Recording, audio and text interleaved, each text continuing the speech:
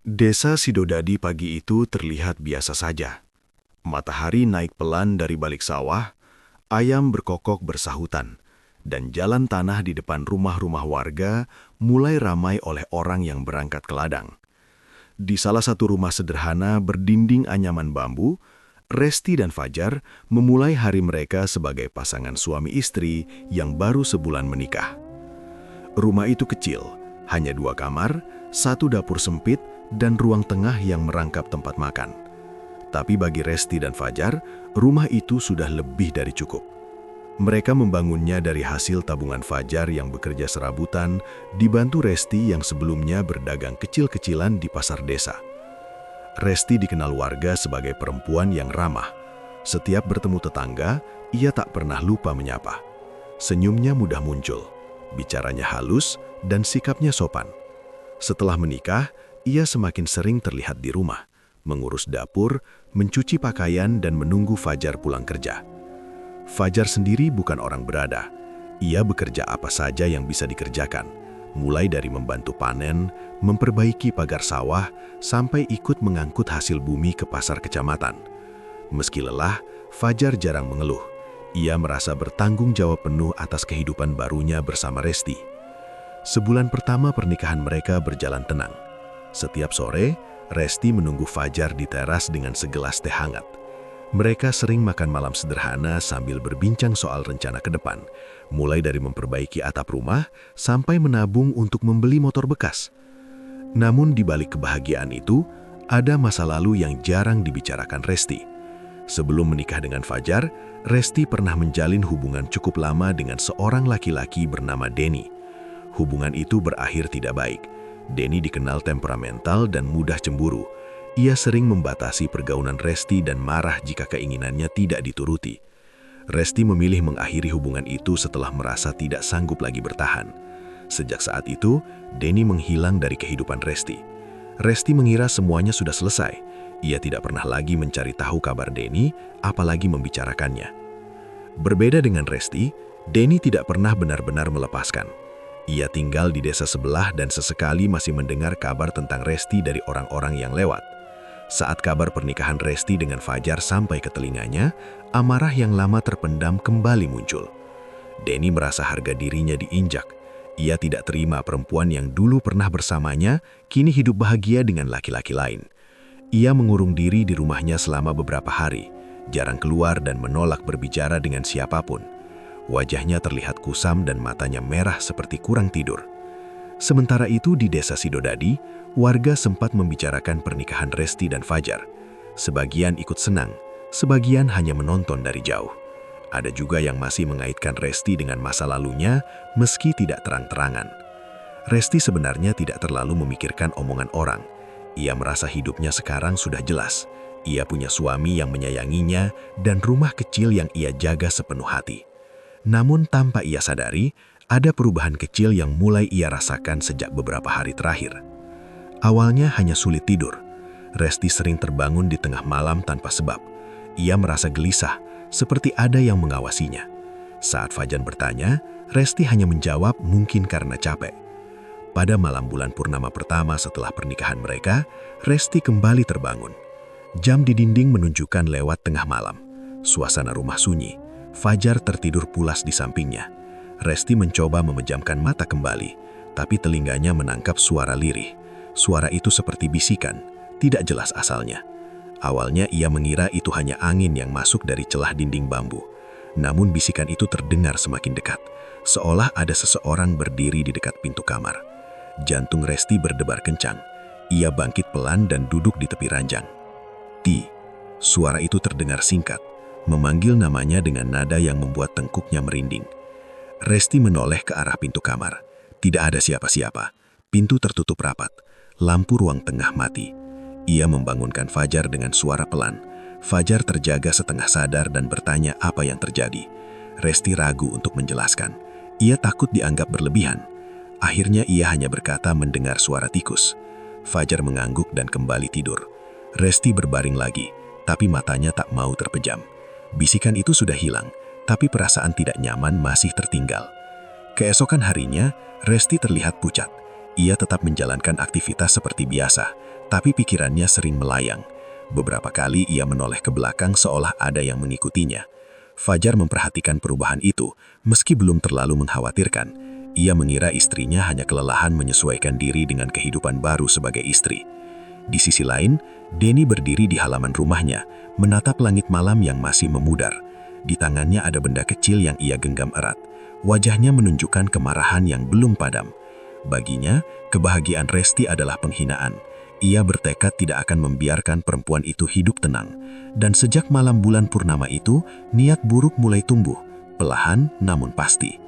Tanpa Resti sadari, kebahagiaan yang baru ia rasakan ternyata sedang berjalan di atas bayangan gelap yang siap menelan segalanya.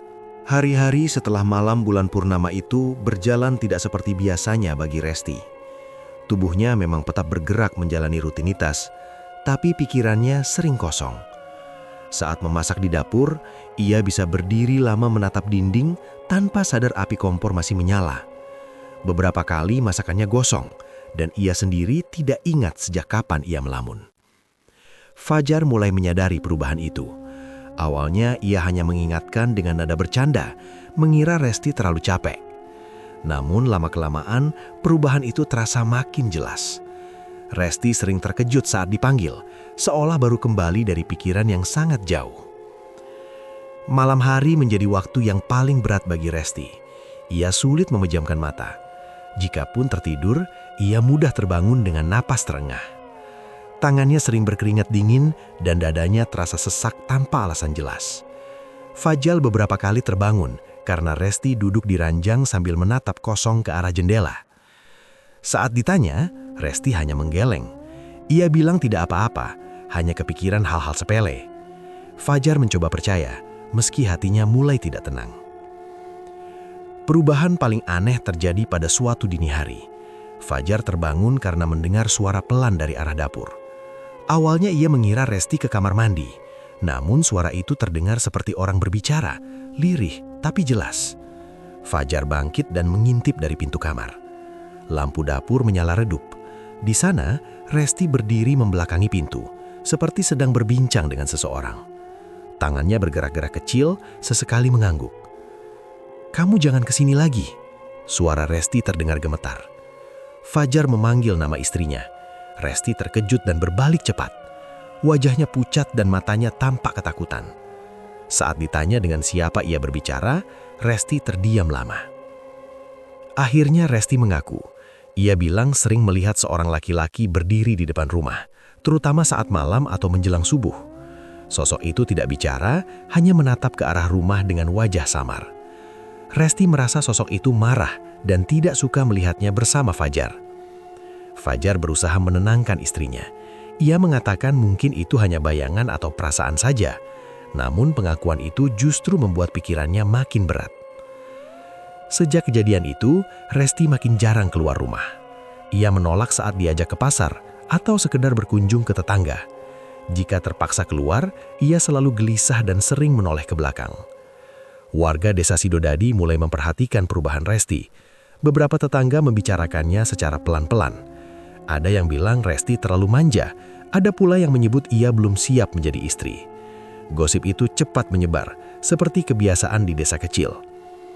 Fajar mendengar bisik-bisik itu saat bekerja. Ada yang menyarankan agar ia membawa Resti ke orang pintar. Ada juga yang menyuruhnya lebih tegas sebagai suami. Semua itu membuat Fajar tertekan. Di sisi lain, Denny menjalani hari-harinya dengan pikiran gelap. Ia semakin jarang terlihat di luar rumah. Malam hari menjadi waktu favoritnya. Ia membersihkan sebuah ruangan kecil di belakang rumah, menutup semua jendela, dan menyalakan lampu temaram. Di ruangan itu, Denny melakukan hal-hal yang tidak pernah ia lakukan sebelumnya. Ia mengikuti petunjuk dari seseorang yang ia kenal lewat jalur yang tidak jelas. Amarah dan rasa pemiliki yang belum padam membuatnya berani melangkah lebih jauh.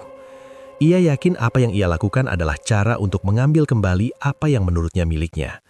Dalam pikirannya, kebahagiaan Resti bersama Fajar adalah kesalahan yang harus diperbaiki. Sementara itu, kondisi Resti terus menurun. Ia mulai sering lupa dengan hal-hal kecil. Beberapa kali ia menanyakan sesuatu yang baru saja dijelaskan. Ia juga menjadi mudah tersinggung dan menangis tanpa sebab. Suatu sore, Resti duduk di teras sendirian. Tatapannya kosong menembus halaman depan. Tiba-tiba ia berdiri dan berteriak, membuat beberapa tetangga keluar rumah. Resti menunjuk ke arah jalan desa, mengatakan ada laki-laki berdiri di sana. Namun tidak satupun warga melihat apa yang ia maksud. Sejak kejadian itu, pandangan warga terhadap Resti berubah. Mereka mulai menghindar dan menjaga jarak. Fajar semakin kebingungan. Ia ingin membantu istrinya, tapi tidak tahu harus berbuat apa. Ia hanya bisa menemani dan berharap semua ini segera berlalu. Di malam yang sama, Denny menyelesaikan ritualnya dengan wajah puas. Ia merasa ada sesuatu yang berubah. Senyum tipis muncul di wajahnya. Dan di rumah kecil di desa Sidodadi, Resti kembali terjaga dari tidurnya. Kali ini bukan hanya bisikan yang ia dengar, tapi langkah kaki pelan di depan rumah. Jantungnya berdegup kencang, dan ketakutan itu semakin nyata. Hari-hari di rumah Resti dan Fajar berubah menjadi penuh ketegangan. Resti semakin jarang makan. Setiap kali Fajar menyodorkan nasi atau lauk, ia hanya menggeleng, kadang malah menepis piring sampai isinya tumpah ke lantai. Tubuhnya mulai terlihat lemas, pipinya cekung, dan matanya selalu tampak kosong. Fajar berusaha sabar. Ia membersihkan lantai, memasak ulang, dan mencoba membujuk dengan suara lembut. Tapi semakin ia berusaha, semakin Resti terlihat tertekan. Ada hari-hari di mana Resti hanya duduk di sudut rumah, memeluk lututnya, tidak mau diajak bicara. Pada malam-malam tertentu, Resti berubah drastis. Ia bisa tiba-tiba tertawa keras tanpa sebab. Tawanya melengking, membuat bulu kuduk Fajar berdiri. Saat Fajar mendekat, Resti menatapnya dengan pandangan asing, seolah tidak mengenal siapapun. Pernah suatu malam, Resti mengamuk hebat. Ia melempar peralatan dapur, memukul dinding bambu, dan berteriak menyebut nama seseorang yang tidak dipahami Fajar. Tetangga berdatangan karena suara ribut, tapi tak satu pun berani masuk ke dalam rumah. Sejak kejadian itu, warga desa Sidodadi mulai benar-benar menjaga jarak. Anak-anak dilarang mendekati rumah Resti. Beberapa ibu-ibu yang biasanya lewat depan rumah kini memilih memutar jalan. Rumah kecil itu perlahan menjadi tempat yang dihindari.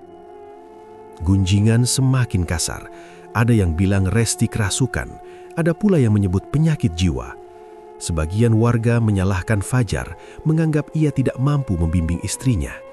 Ada juga yang berbisik bahwa Resti membawa sial sejak menikah. Fajar mendengar semua itu, baik secara langsung maupun tidak. Setiap kata terasa seperti beban di pundaknya. Ia mulai mempertanyakan dirinya sendiri. Ia lelah secara fisik dan batin. Beberapa orang tua desa bahkan datang memberi saran tanpa diminta. Mereka mengatakan Fajar masih muda, masa depannya masih panjang. Ada yang terang-terangan menyuruhnya menikah lagi, meninggalkan Resti sebelum semuanya terlambat. Saran itu membuat Fajar terpukul. Di satu sisi, ia masih mencintai istrinya. Di sisi lain, melihat kondisi Resti yang semakin tidak terkendali membuatnya takut. Ada saat di mana ia mulai bertanya dalam hati, apakah Resti benar-benar sudah tidak waras?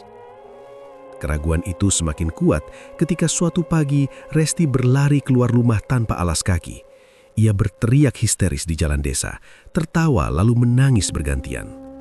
Warga hanya menonton dari kejauhan, tidak ada yang berani mendekat. Fajar mengejar Resti dengan susah payah. Tubuh Resti kaku dan dingin, tatapannya liar. Setelah kejadian itu, kepercayaan Fajar pada penjelasan logis mulai goyah. Di tempat lain, Denny semakin tenggelam dalam amarahnya sendiri. Tubuhnya terlihat semakin kurus. Ia jarang makan, jarang tidur, matanya cekung, tapi pikirannya terasa dipenuhi kepuasan aneh setiap kali membayangkan penderitaan Resti. Ia rela melakukan apa saja. Benda-benda berbau menyengat memenuhi ruangan kecilnya. Ia tidak lagi peduli pada omongan orang. Baginya, yang penting adalah melihat Resti tidak bahagia.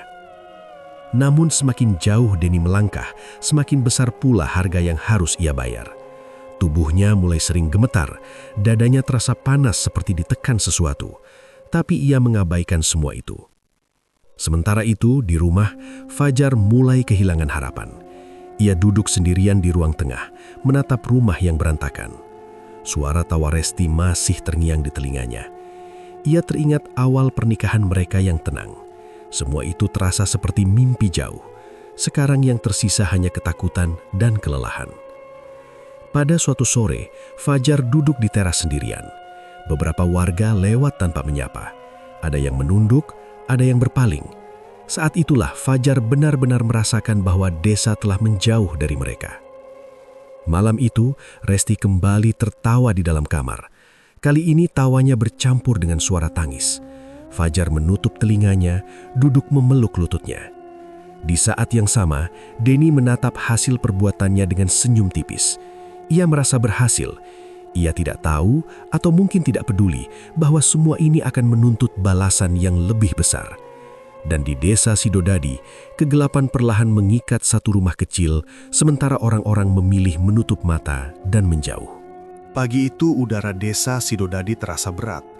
Fajar baru saja pulang dari mengambil air di sumur ketika ia mendengar suara keras dari dalam rumah. Suara itu bukan benda jatuh, melainkan teriakan Resti yang melengking, disusul bunyi sesuatu terbentur dinding. Fajar berlari masuk. Di dalam rumah, Resti berdiri dengan rambut acak-acakan dan wajah penuh keringat. Di tangannya ada pecahan piring, tangannya gemetar, nafasnya tersengal, dan matanya merah seperti orang yang tidak tidur berhari-hari. Fajar mencoba mendekat, tapi Resti justru menjerit dan mengayunkan tangannya sendiri ke arah kepalanya. Fajar refleks memeluk dan menahan tubuh Resti. Resti memberontak hebat, menangis, tertawa, lalu berteriak menyebut nama yang tidak asing di telinga Fajar. Amukan itu semakin menjadi. Resti meronta seperti tidak merasakan sakit. Fajar panik. Ia takut istrinya melukai dirinya sendiri. Dengan susah payah, ia berteriak meminta tolong. Beberapa tetangga mendengar, tapi hanya berdiri di luar pagar. Tidak ada yang berani masuk. Mereka berbisik-bisik, ada yang menggeleng, ada pula yang menutup mulut anak-anak agar tidak melihat. Dalam kekacauan itu, seorang kakek tua tiba-tiba muncul di depan rumah. Tubuhnya kurus, jalannya pelan, tapi tatapannya tajam. Wajahnya asing bagi sebagian warga, meski ada yang merasa pernah melihatnya lewat di ujung desa. Kakek itu masuk tanpa banyak bicara. Ia menyuruh Fajar melepaskan Resti perlahan. Saat Fajar ragu, kakek itu hanya mengangguk tenang, seolah tahu apa yang sedang terjadi. Kakek itu berdiri di depan Resti, mengangkat tangannya, lalu membaca doa dengan suara pelan tapi jelas. Kata-katanya sederhana, tidak panjang, tapi nadanya membuat suasana rumah berubah. Perlahan tubuh Resti melemas. Tangannya yang tadi mencengkram pecahan piring jatuh ke lantai. Nafasnya mulai teratur. Ia terduduk dan menangis seperti anak kecil. Warga yang melihat dari luar terdiam. Tidak ada teriakan lagi, tidak ada amukan. Fajar menatap kakek tua itu dengan mata berkaca-kaca. Ia tidak tahu siapa orang ini, tapi jelas apa yang baru saja terjadi bukan hal biasa. Kakek itu meminta air putih. Setelah diminum beberapa teguk, ia duduk di bangku kayu ruang tengah. Ia memandang Resti yang kini terbaring lemah di pangkuan Fajar. Kakek itu berkata pelan tapi tegas bahwa Resti tidak gila. Apa yang dialami perempuan itu bukan penyakit seperti yang orang-orang kira. Menurutnya, jiwa Resti sedang diganggu, dirusak perlahan oleh sesuatu yang sengaja dikirim. Fajar terdiam. Kata-kata itu membuat dadanya bergetar. Selama ini ia ragu, bimbang antara percaya dan tidak, tapi apa yang ia lihat barusan membuat keraguannya runtuh. Kakek itu mengatakan gangguan itu berasal dari manusia yang hatinya penuh dendam, dendam yang tidak diterima dan rasa memiliki yang salah arah. Fajar langsung teringat masa lalu Resti. Nama Denny muncul di kepalanya. Fajar menunduk, rahangnya mengeras. Kakek itu memperingatkan bahwa jika dibiarkan, jiwa Resti bisa benar-benar terpisah dari raganya. Ia menyarankan agar Fajar tidak mengikuti omongan orang desa yang menyuruhnya menyerah. Beberapa warga yang mendengar mulai gelisah. Ada yang bertanya siapa sebenarnya kakek itu. Kakek tersebut tidak menjawab panjang. Ia hanya berkata bahwa ia lewat dan tidak bisa membiarkan hal seperti ini berlanjut. Setelah Resti tertidur, kakek itu pamit. Ia berpesan agar Fajar menjaga istrinya, memperkuat doa, dan tidak meninggalkan Resti sendirian. Fajar mengantar kakek itu sampai depan rumah. Saat ia menoleh kembali, kakek itu sudah berjalan menjauh. Langkahnya pelan tapi pasti. Sore itu rumah terasa lebih tenang. Resti tertidur lama tanpa terbangun. Fajar duduk di sampingnya, menatap wajah istrinya yang tampak lebih damai dari hari-hari sebelumnya. Untuk pertama kalinya, Fajar merasa yakin bahwa istrinya bukan orang gila. Ia merasa ada musuh yang tidak terlihat dan ia tidak boleh kalah. Di kejauhan, tanpa Fajar tahu, Denny merasakan tubuhnya tiba-tiba panas dan lemas. Dadanya sesak, nafasnya berat. Ia terjatuh di lantai ruangan kecilnya. Ia tahu ada sesuatu yang menghalangi perbuatannya, tapi amarahnya terlalu besar untuk berhenti. Malam itu, Fajar bertekad, apapun yang terjadi, ia akan melindungi Resti. Dan ia sadar, ini bukan lagi soal sakit biasa, melainkan pertarungan yang jauh lebih dalam. Keesokan harinya, kakek tua itu kembali datang ke rumah Fajar. Kali ini ia datang saat matahari sudah condong ke barat.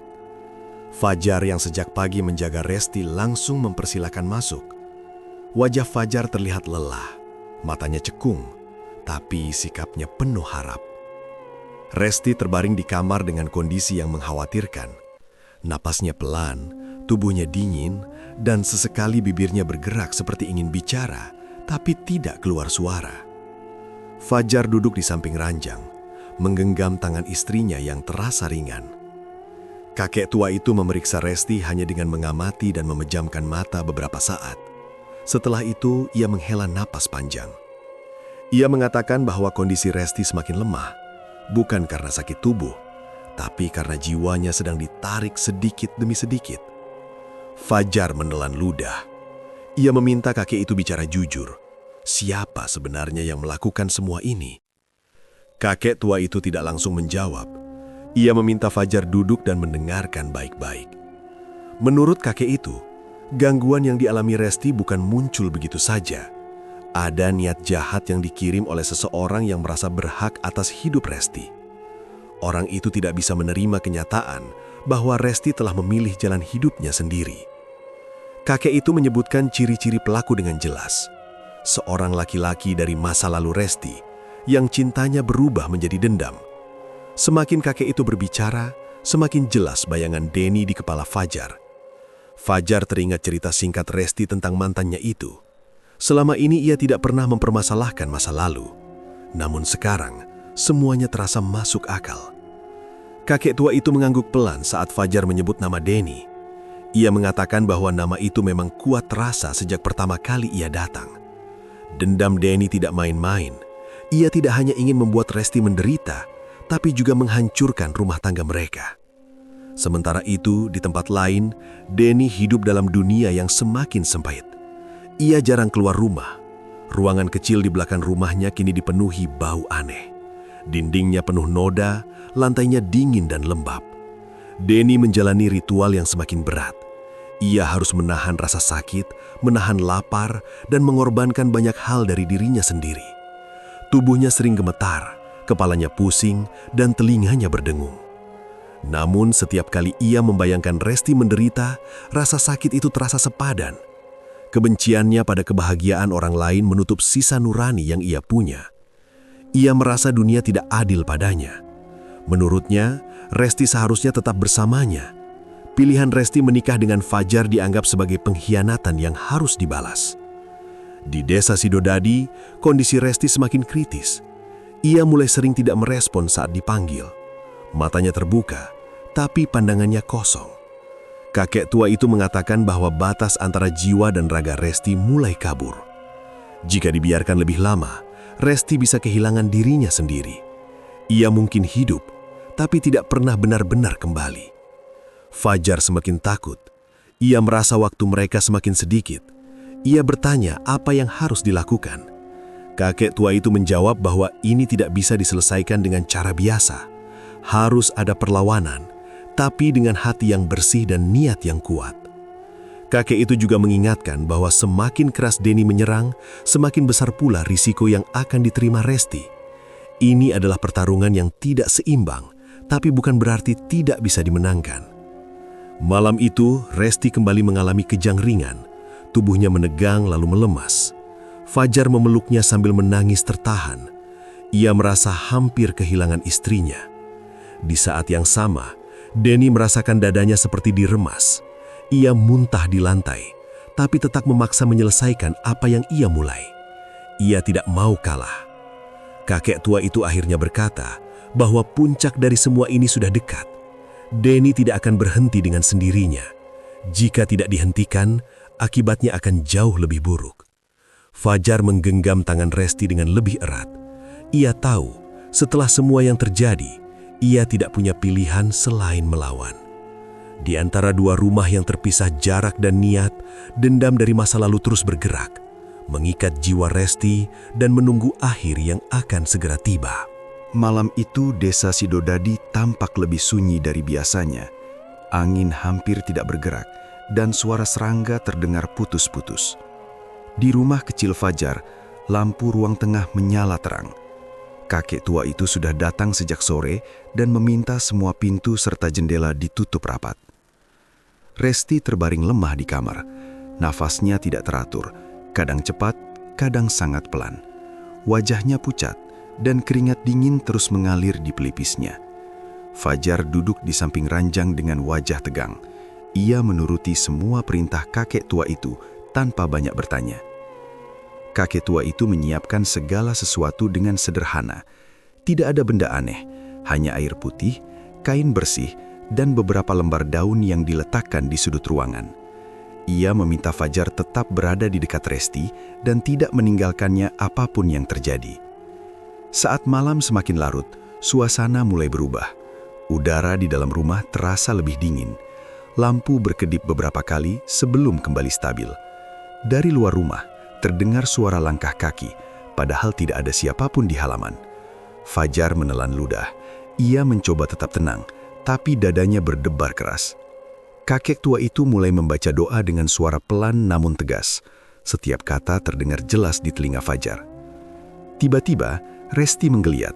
Tubuhnya menegang, dan mulutnya terbuka seperti ingin berteriak, tapi tidak keluar suara.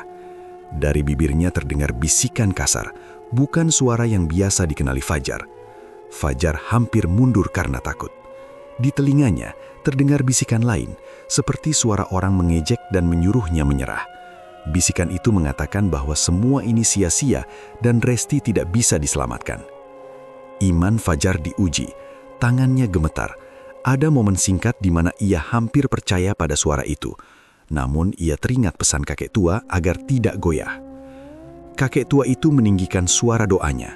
Nada suaranya berubah lebih keras. Di saat yang sama, angin kencang tiba-tiba menghantam dinding rumah. Pintu bergetar dan atap berbunyi keras. Bayangan bergerak cepat di sudut ruangan. Fajar melihat sekilas sosok hitam berdiri di dekat pintu kamar. Sosok itu tinggi dan diam, lalu menghilang begitu saja. Resti berteriak keras. Kali ini suaranya keluar jelas. Ia meronta, tangannya mencengkeram spray dengan kuat. Air mata mengalir deras di wajahnya. Kakek tua itu mendekat dan menepuk dahi Resti dengan kain basah sambil terus membaca doa. Perlahan, teriakan Resti melemah. Di tempat lain, Denny merasakan tubuhnya seperti dibakar dari dalam. Ia terbangun dari posisi sujud dengan nafas tersengal. Kepalanya pusing, pandangannya berputar, suara-suara aneh memenuhi telinganya. Ia mencoba melanjutkan ritualnya, tapi tubuhnya tidak lagi patuh. Tangan dan kakinya gemetar hebat. Setiap kali ia memejamkan mata, wajah Resti muncul dengan tatapan kosong. Denny berteriak marah. Ia menyalahkan semua orang, termasuk dirinya sendiri. Pikirannya kacau. Ia mulai meragukan apa yang telah ia lakukan, tapi dendamnya masih terlalu kuat. Kembali ke rumah Fajar, gangguan semakin jadi. Suara ketukan keras terdengar dari pintu depan. Fajar hampir bangkit, tapi kakek tua itu melarang dengan isyarat tangan. Doa terus dilantunkan, keringat membasahi wajah kakek tua itu, tapi ia tidak berhenti. Ia tahu, inilah puncaknya. Resti tiba-tiba terdiam, tubuhnya lemas. Nafasnya sangat pelan. Fajar panik dan memanggil namanya berulang kali. Beberapa detik terasa sangat lama. Lalu Resti menarik nafas panjang dan membuka mata perlahan. Pandangannya masih lemah, tapi sudah berbeda. Di saat yang sama, Denny terjatuh ke lantai. Ia merasa seluruh kekuatannya hilang, tubuhnya dingin dan pikirannya kosong. Ia menyadari sesuatu telah berbalik arah. Kakek tua itu mengakhiri doanya dan duduk terdiam sejenak. Ia mengatakan perlawanan ini belum sepenuhnya selesai, tapi yang terberat sudah terlewati. Fajar memeluk Resti dengan hati-hati. Untuk pertama kalinya setelah sekian lama, ia merasakan kehangatan dari tubuh istrinya. Di luar rumah, malam masih gelap. Namun perlahan, rasa mencekam mulai memudar. Pertarungan antara doa dan dendam belum sepenuhnya berakhir, tapi cahaya telah mulai muncul. Subuh itu datang dengan suasana yang berbeda di desa Sidodadi. Udara masih dingin, tapi tidak lagi terasa berat seperti malam-malam sebelumnya. Ayam jantan berkokok bersahutan, dan kabut tipis mulai terangkat dari sawah di pinggir desa. Di dalam rumah kecil Fajar, Resti terbaring lemah di atas kasur. Wajahnya pucat, tapi napasnya sudah lebih teratur. Tidak ada lagi gerakan aneh atau suara gumaman yang membuat bulu kuduk berdiri. Kedua matanya masih terpejam, namun sesekali kelopak matanya bergerak, seolah ada kesadaran yang sedang berusaha kembali. Fajar duduk di sampingnya sejak semalam. Matanya merah karena kurang tidur, bajunya kusut, tapi ia tak peduli. Tangannya menggenggam tangan Resti erat-erat, takut jika dilepas, perempuan itu akan kembali direnggut oleh sesuatu yang tak kasat mata. Tak lama kemudian, Resti mengerang pelan. Fajar. Suara itu sangat lirih, hampir tak terdengar. Namun bagi Fajar, suara itu seperti panggilan paling jelas yang pernah ia dengar. Resti. Fajar menunduk cepat. Kamu dengar aku? Kelopak mata Resti perlahan terbuka. Pandangannya kosong sesaat, lalu bergerak gelisah, seolah berusaha mengenali ruangan. Beberapa detik kemudian, matanya berhenti pada wajah Fajar. Air mata langsung mengalir dari sudut matanya. Mas, Fajar, aku kenapa? Suaranya gemetar. Kepalaku sakit. Aku mimpi buruk terus. Fajar tak mampu menjawab dengan kata-kata. Ia hanya menunduk dan menangis, memeluk Resti sambil berulang kali mengucap syukur. Ibunya yang sejak tadi berdiri di dekat pintu ikut menutup mulutnya, menahan tangis lega. Resti benar-benar sadar. Sementara itu, di rumah lain yang berada di ujung desa, Denny duduk sendirian di ruang tengah rumahnya. Wajahnya kusut, rambutnya acak-acakan, dan matanya cekung. Sejak tengah malam, tubuhnya terasa panas dingin. Kadang ia menggigil, kadang keringatnya mengalir deras. Di sudut ruangan, benda-benda yang biasa ia gunakan untuk ritual berserakan. Beberapa di antaranya retak, ada yang hangus seperti terbakar. Denny tahu, apa yang selama ini ia andalkan sudah tak lagi melindunginya. Tiba-tiba perutnya terasa melilit hebat. Denny terjatuh dari kursi, meringkuk sambil memegangi perutnya. Rasa nyeri itu seperti diputar-putar dari dalam. Napasnya memburu, dadanya terasa sesak. Ampun, ampun, gumamnya ketakutan. Bayangan-bayangan muncul di kepalanya. Wajah-wajah orang yang selama ini ia sakiti, tatapan penuh kebencian, dan suara-suara yang menuduhnya. Denny menutup telinganya, tapi suara itu tak berhenti. Ia sadar, semua ini adalah akibat dari perbuatannya sendiri. Pagi menjelang siang, kabar tentang kondisi Resti menyebar ke seluruh desa. Warga mulai berdatangan ke rumah Fajar, bukan untuk bergosip seperti sebelumnya, tapi untuk memastikan sendiri bahwa perempuan itu benar-benar sudah kembali seperti sedia kala. Resti duduk bersandar di kasur, ditemani ibunya. Wajahnya masih lemah, tapi tatapannya sudah jernih. Ia bingung ketika mendengar cerita singkat tentang apa yang menimpanya. Banyak bagian yang tak ia ingat. Yang tersisa hanya potongan mimpi buruk dan rasa takut yang sulit dijelaskan. Yang penting, sekarang kamu istirahat dulu, kata ibunya pelan. Yang kemarin, biarlah jadi pelajaran. Fajar hanya berdiri di belakang, memilih diam. Ia belum siap menceritakan semuanya pada Resti. Ada hal-hal yang lebih baik disimpan, agar luka tak terbuka kembali. Menjelang sore, warga desa dikejutkan oleh teriakan dari rumah Denny. Beberapa orang berlari ke sana dan mendapati Denny tergeletak di lantai. Tubuhnya kurus, wajahnya pucat, dan matanya melotot kosong. Ia masih hidup, tapi kondisinya sangat mengenaskan. Sejak hari itu, Denny tak lagi menjadi orang yang sama. Ia sering berbicara sendiri, tertawa tanpa sebab, lalu menangis keras di malam hari. Usahanya hancur. Orang-orang menjauh, bukan karena dendam, tapi karena takut dan kecewa. Tak ada yang menyentuhnya, tak ada yang menghakiminya secara langsung. Namun hidup Denny berubah menjadi hukuman yang berjalan perlahan. Tentang kakek tua yang membantu Fajar, tak ada seorang pun yang tahu kemana ia pergi. Pagi setelah semua berakhir, gubuk kecil tempat ia bermalam sudah kosong. Tak ada barang, tak ada jejak. Hanya selembar kertas kecil yang diselipkan di bawah batu di depan rumah Fajar. Tulisan tangan itu sederhana. Jangan simpan dendam. Ikhlas itu berat, tapi lebih ringan dari balas-membalas. Pegang imanmu, karena itulah benteng paling kuat. Fajar membaca pesan itu berulang kali. Ada rasa kehilangan, tapi juga ketenangan. Ia tahu kakek itu datang hanya untuk membantu, bukan untuk dikenang. Hari-hari berlalu, desa Sidodadi perlahan kembali normal. Aktivitas warga berjalan seperti biasa. Sawah kembali ramai, warung-warung buka lagi, dan anak-anak kembali bermain di sore hari. Namun trauma itu tetap ada. Beberapa orang masih terbangun di malam hari karena mimpi buruk. Ada yang masih merasa bersalah karena dulu sempat berprasangka buruk pada Fajar dan Resti. Tak sedikit yang akhirnya mulai lebih berhati-hati dalam bicara dan bersikap. Resti butuh waktu lama untuk benar-benar pulih.